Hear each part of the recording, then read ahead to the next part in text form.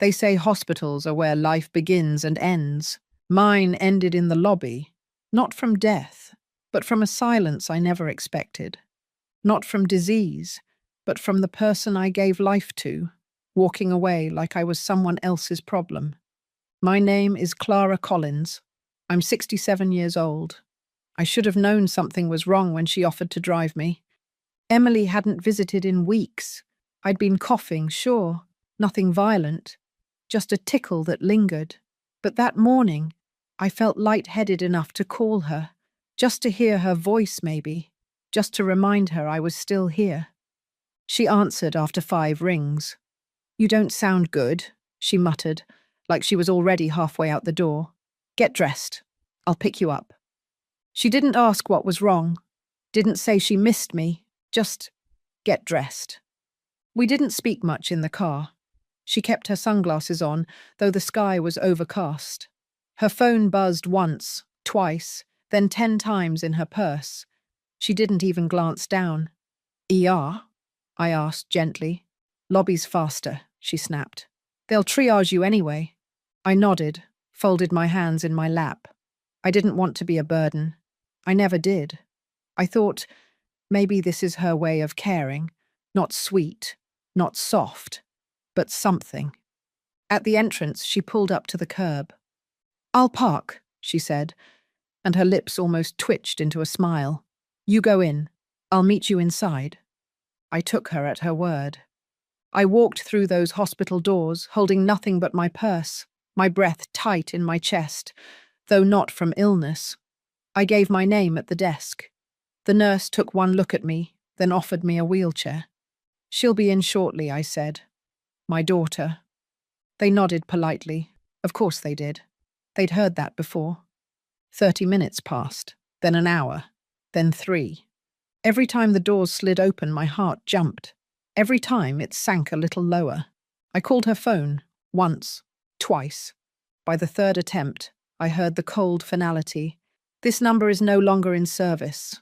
I didn't cry. My face didn't move. I just stared at the phone screen, as if the words might change if I blinked long enough. I asked a nurse if there had been an accident in the parking lot. She looked confused, then sympathetic. "She dropped you off?" she asked carefully. I nodded. The nurse glanced toward the waiting room, lowered her voice. "Ma'am, there's no record of her coming in." I leaned back in the hard plastic chair, my fingers curling tightly around the purse in my lap. It wasn't about the dizziness anymore. I could feel it now. The ache wasn't in my chest. It was in the hollow between what I thought I meant to her and what I truly did. 3 more hours passed. No messages, no apologies, nothing but the harsh fluorescent lights buzzing above me and a lukewarm paper cup of apple juice a volunteer insisted I drink. An orderly offered to call a cab. I thanked him, lied, said I was waiting for my husband. My husband's been dead for 17 years. He smiled kindly and said he'd check on me later. When I finally stood to leave, the sun had gone down. I walked out of that hospital on legs that didn't feel mine. But I wasn't dizzy anymore. I was wide awake. She didn't leave me because I was sick. She left me because I still believed she wouldn't. It's strange how your body can forget pain, but your heart, never. I sat on the edge of my bed that night, still in the clothes I wore to the hospital. I didn't even take my shoes off. Just stared at the phone on my nightstand, as if it might suddenly ring and say it was all a joke, a mistake, a miscommunication. But silence has a way of making things real. That was the night I opened the old metal box under my bed, the one with the documents, the photographs, and the cards Emily used to make for me when she was little. Crayon-coloured hearts. "World's best mummy. I love you more than all the stars." One had glitter still stuck to it. It nearly broke me, but memories aren't always soft. I remember skipping dates just to attend her PTA meetings. Not once, but always. Her school projects became mine. Her tuition drained every cent I had. I borrowed money. I picked up substitute jobs. I went without. She never knew how much I bled to keep her shielded from life's cold edges. I didn't tell her when I was offered a chance to remarry. Twice. One man was kind, the other was wealthy. I said no to both. Emily needed me, and at the time, I believed I needed nothing more than her love. But something changed the day she met Marcus. He had charm, yes, slick charm, like oil over glass. He was respectful to my face, but beneath the surface, I felt it. He saw me as inconvenient, a relic attached to the woman he wanted to reshape. "You've done so much for her," he said once with a smile. "But now it's our turn to take care of you. Let us do that." He never looked me in the eyes when he said it. It sounded like kindness, but I've read between lines all my life. That wasn't love. That was strategy. After their wedding, things shifted. Calls came less. Visits became rarer. When I offered to help decorate their first home, Emily told me they'd already hired a designer. "You've done enough, Mum," she said. "Relax, just enjoy yourself now." But I wasn't trying to control. I was trying to stay included. One evening, about a year ago, I invited them both to dinner. I made Marcus's favourite, lamb roast with rosemary. I spent all day preparing. Emily barely touched her plate. Marcus took a call halfway through the meal and never came back. That night, after clearing the table alone, I overheard something. They thought I was asleep in the other room. Marcus's voice, low, irritated. "She's just sitting there like furniture, Em. I get that she's your mum, but how long is this going to go on?" Emily whispered something back. I couldn't hear it all, but I caught 7 words I've never forgotten. "She won't be around forever, you know." I lay in bed that night, wondering if I imagined it. I prayed I did. But the next day she started asking about my will. No delicacy, no context. "Have you written one yet?" I asked why. She said it was just to be prepared. A week later she brought papers, casually. They weren't even inside an envelope. They were house transfer forms. "Just in case," she smiled. I didn't smile back. I folded the papers and slipped them inside that same metal box, and I never mentioned them again. Until that day at the hospital. Until she left me in the lobby like a package she forgot to pick up. I had given her everything, but maybe, just maybe, I'd taught her that I would accept anything. I stopped checking my phone after the 5th day. Not out of anger, not even hurt, really. Just emptiness. A silence so wide I could hear my heartbeat echoing inside it. I didn't call Emily again. I didn't text. I didn't ask why.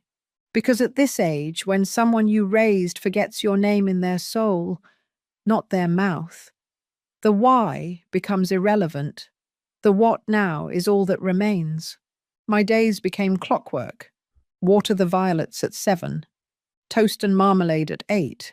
News at 9. Sit by the window by 10. The window was my theatre. Children with sticky faces ran up and down the street. Delivery vans buzzed by. The neighbour's dog barked at pigeons like it was on payroll. Life went on. It always does. But I didn't. Not fully. I moved slower. I didn't sleep much. Food lost its taste and colours dimmed around the edges. I wasn't depressed. Not the clinical kind. I was just aware of a truth I didn't want to know. My daughter did not care if I lived or died. It was Maggie who broke the stillness. She's been my friend since '83. We used to teach 3rd grade across the hall from each other.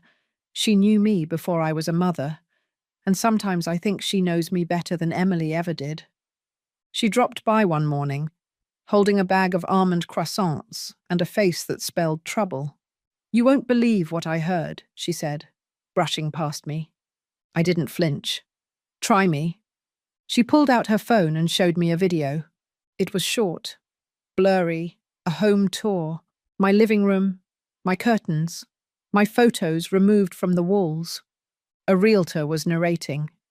"The owners are doing a light remodel to prepare this charming home for its future as a rental." I stared at it like it was a scene from someone else's life. Owners? I asked. Maggie nodded slowly.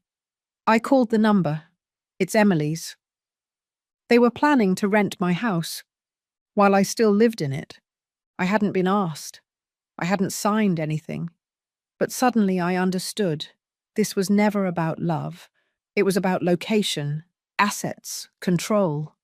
Emily wasn't just distancing herself. She was planning my quiet exit. I called the county office that same day, asked about the title status of my home. It was still under my name, thank God. But I knew then what I hadn't wanted to believe. She was counting on me dying slowly, silently, and conveniently. She didn't block my number in a moment of frustration. She did it because I was no longer useful. I sat down that night with a hot cup of weak tea and stared at the wall where our last family photo used to hang. I'd taken it down myself last winter, not because I didn't love her, but because I couldn't bear the lie anymore. The smiling woman in that frame. The daughter whose hand rested on my shoulder like a promise. She wasn't real. She hadn't been real in years.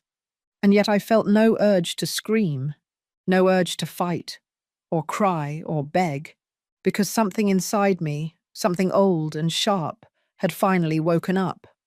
I had been erased politely, gently, but now I was going to write myself back in, on my own terms.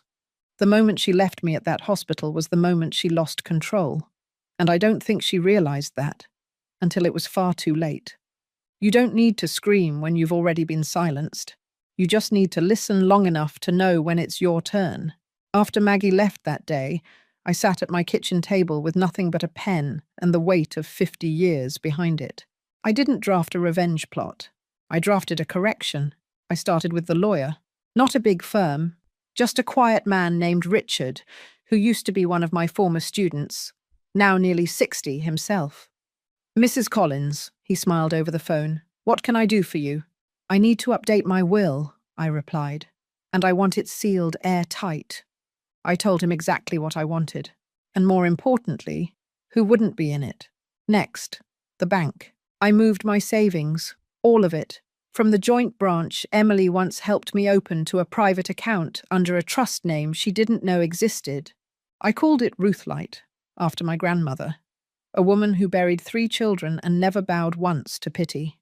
Then, I closed my safety deposit box and requested everything be delivered to me directly. I burned papers that no longer served me, old copies of insurance policies, letters from Marcus with fake kindness, even birthday cards that started feeling like invoices.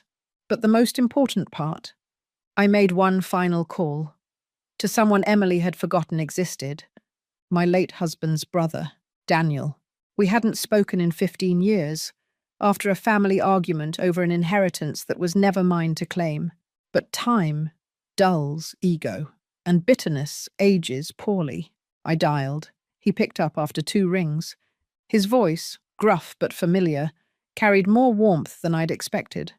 Clara, he said, surprised. You're still breathing? I am, I replied. Barely. A pause. Then he said the words no one else had. What happened? We met for tea 2 days later. Same cafe where Emily once had her 6th birthday party. She cried that day because her cake didn't have enough frosting. I told Daniel everything, slowly, truthfully. He didn't interrupt once. By the time I was done, he looked at me like a man witnessing a slow-motion tragedy. You gave her your life, he whispered, and she handed it back in pieces. No, I said quietly. She didn't hand anything back. She just dropped it and walked away. Then I handed him a folder. Inside, my revised will, the deed, the new trust, a letter of explanation. And at the bottom, an envelope with a name scribbled across the front. Leah Hargrove. Daniel's brow lifted. Who's this? I smiled for the first time in days. A girl I took in, briefly, years ago. She stayed with us one summer while her foster family was away. She was 12, called me Mama C. I never forgot her. I'd tracked her down a month earlier, after Emily had started growing colder. Just a feeling in my gut that I might need to remember who I used to be before I became a mother to someone who discarded me. She was now 29, a single mother, working part-time. But when I called her, her voice cracked with joy. "You remember me?" she asked. "You kept my drawings?" I had, all 6 of them, still in a drawer in my sewing room. We met for coffee last week. I watched her play with her son, a bright, joyful boy named Eli, and I felt something stir that I hadn't felt in a long, long time, hope. So I named her the executor of my estate, quietly, without ceremony. She didn't know it yet. But soon, she would. Emily left me at a hospital and thought I'd quietly fade. But instead, I started writing the final chapter of my story. And this time, she wouldn't be in the dedication. She came back, after 92 days, after I'd sold the house, after the silence had matured into clarity. She rang the doorbell like nothing had happened, like we'd merely had a silly disagreement over curtains. I opened the door in my Sunday robe, tea in hand. I didn't flinch. I didn't lean forward or smile.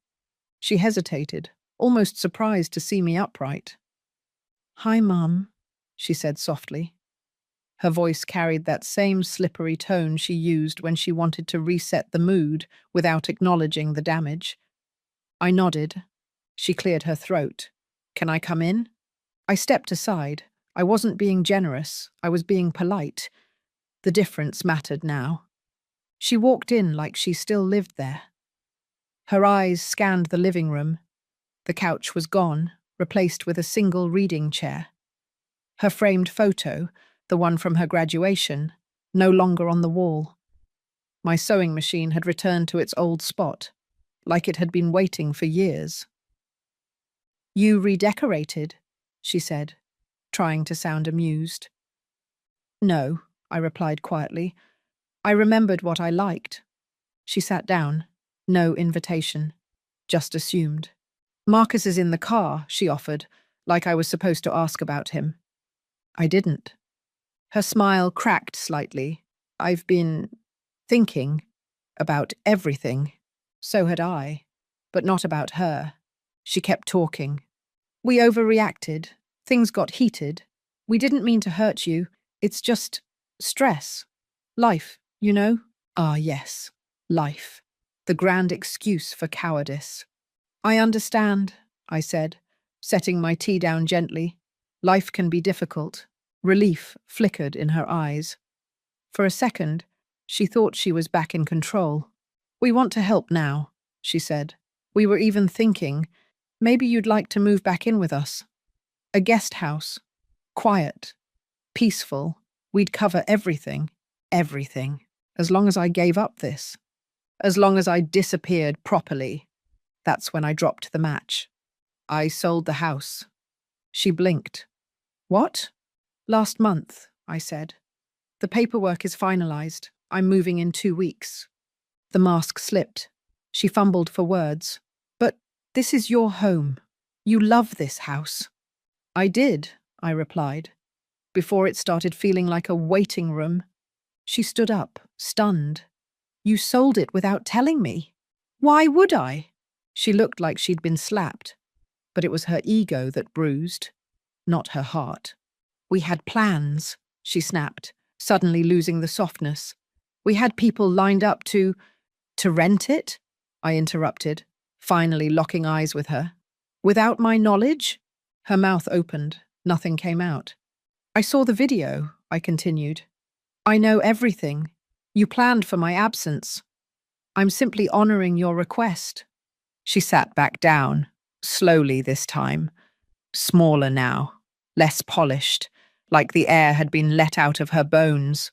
"Mum," she whispered, "I didn't mean to abandon you, but you did. You thought I'd fade." She closed her eyes, and when she opened them, there were tears. Real ones, maybe. But I didn't trust those anymore. I'd raised a woman who cried when she was cornered, not when she was wrong. I reached for the drawer and handed her an envelope. "What's this?" she asked. "A letter," I said. "Not of hate, not of forgiveness either, just the truth." She held it like it was on fire, afraid to open it, afraid not to. Then I said the only thing I truly meant. "You left me in a hospital lobby, Emily. You didn't come back. You didn't call. You didn't care. So now, I don't need you to." She stood slowly, her expression unreadable, and for the first time in her adult life, she didn't have a response. She walked out the front door without another word. Marcus never got out of the car. She thought she could return to the mother she left behind, but that mother no longer lived here. She never called again.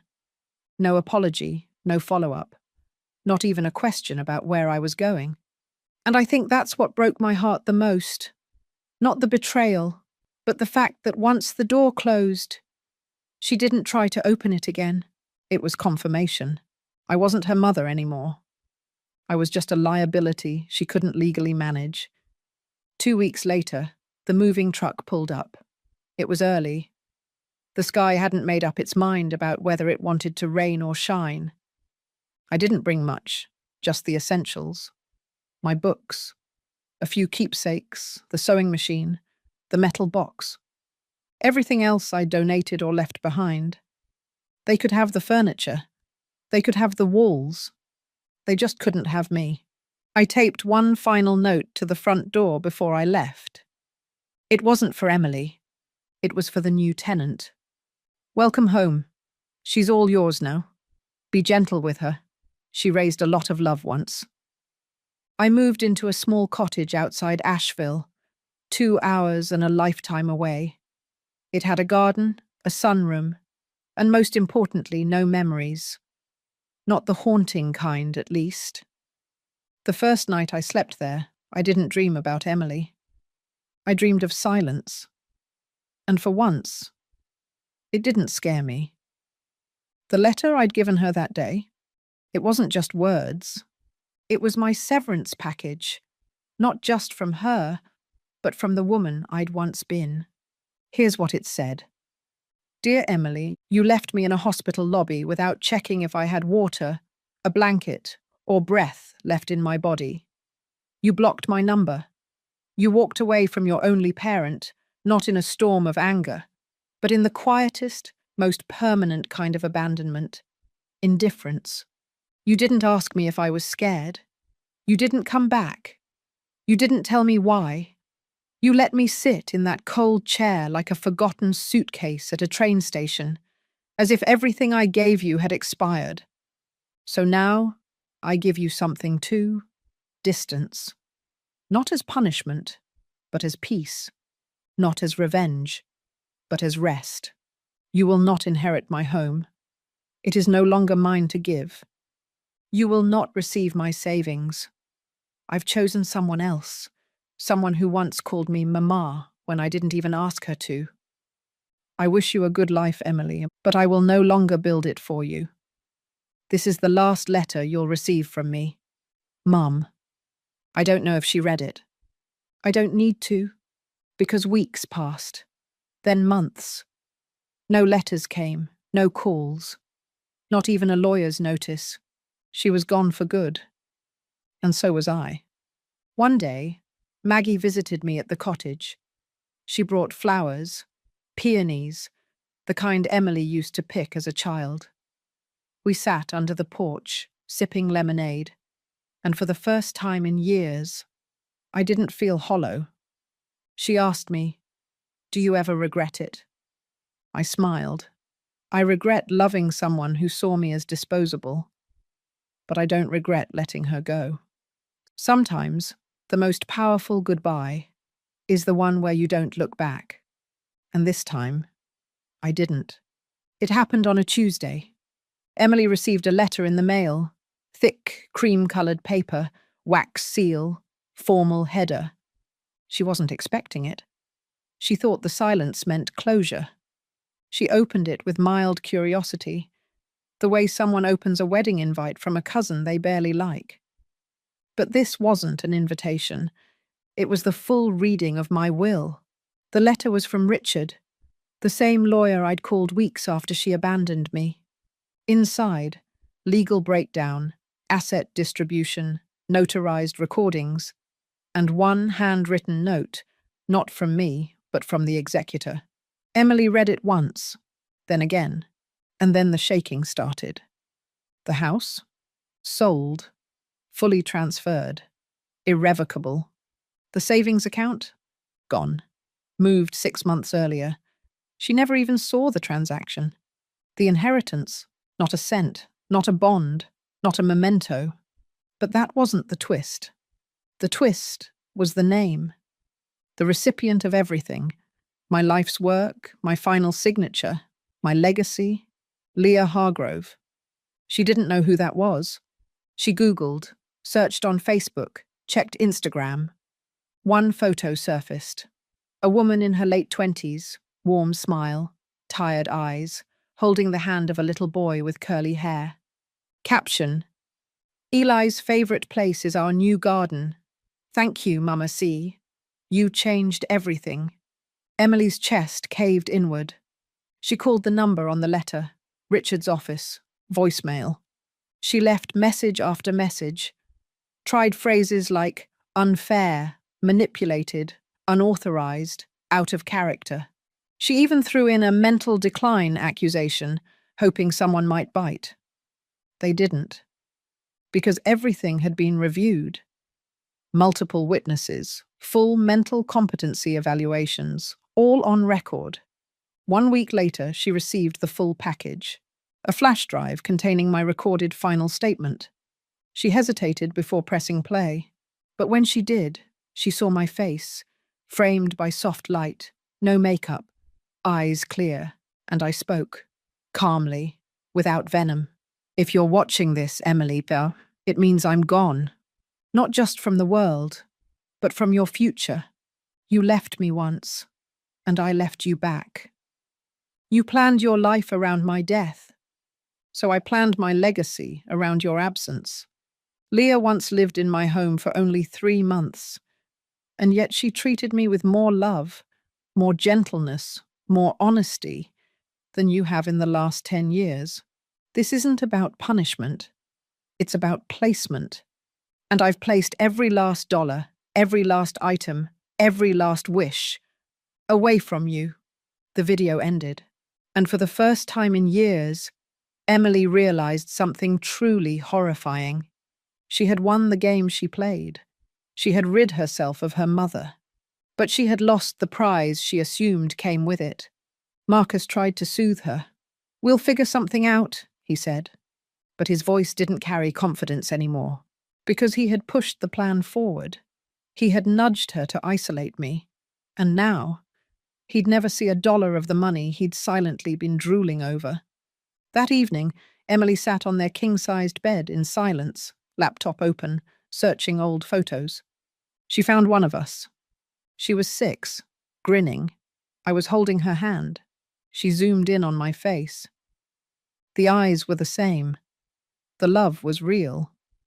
But it wasn't enough to undo what she'd done. She hadn't just lost her inheritance. She'd lost the only person who would have forgiven her for everything. The cottage sits on the edge of a quiet hill, where the wind doesn't ask questions and the trees don't need answers. I wake up with the birds now. Not alarms, not text tones, not guilt. Just the soft tapping of branches and the warmth of the sun kissing the curtains. I brew my own tea. I sweeten it how I like. I sit by the window with a blanket and a journal. Some days I write letters I'll never send. Other days I just listen to the silence. And for once it sounds nothing like loneliness. It sounds like peace. Leah visits often. She doesn't knock. She just opens the screen door and calls out, "Mama C?" And every time she says it, I feel something in me settle, like a quilt finally stitched closed after years of fraying at the edges. She brings Eli with her. He's 5 now, loves bugs and picture books and sitting on my lap while I read him old fables. He calls me Granny Clara, not out of obligation, not out of blood, but out of love. One afternoon, he found my old photo album. He pointed at a picture of me and Emily. "Who's that?" he asked. I smiled, softly, no sharpness in my throat. "That's someone I used to know," I said. "She helped teach me something very important." "What's that?" he asked. I looked down at him and whispered, "That giving doesn't always mean keeping, but loving doesn't always go to waste." Leah never asks about Emily. She knows, in the way some daughters just know, which doors their mothers needed to shut to survive. But one day, she brought me a box, wrapped neatly, no occasion, no expectations. Inside, a scrapbook.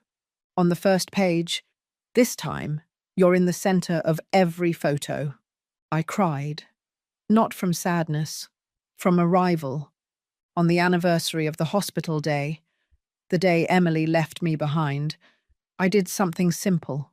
I lit a candle, not for mourning, not for her, but for me, for the version of myself I finally released that day, the one who thought love meant tolerating everything. The news reached me eventually. Emily and Marcus divorced. Finances collapsed. He moved out. She took a job in another city.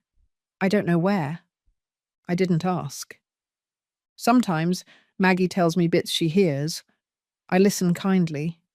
Then I move on. Because I've learned something no mother wants to learn, but many must. Some children are not your future. They are your lesson. The garden outside blooms like clockwork now. Peonies, daffodils, ivy that climbs but doesn't choke. I named one rosebush Second Chances. I named the other Never Again. They grow on opposite sides of the path, and both, somehow, are beautiful. As I sit here writing this now, I think of the girl I was when I first held Emily in my arms, how full my heart was. And then I think of the woman I became when I let her go, how free my soul feels. I gave her the world, and she gave it back in silence. So I made a new one, smaller, softer, safer. And in this one, I am no one's burden, only loved.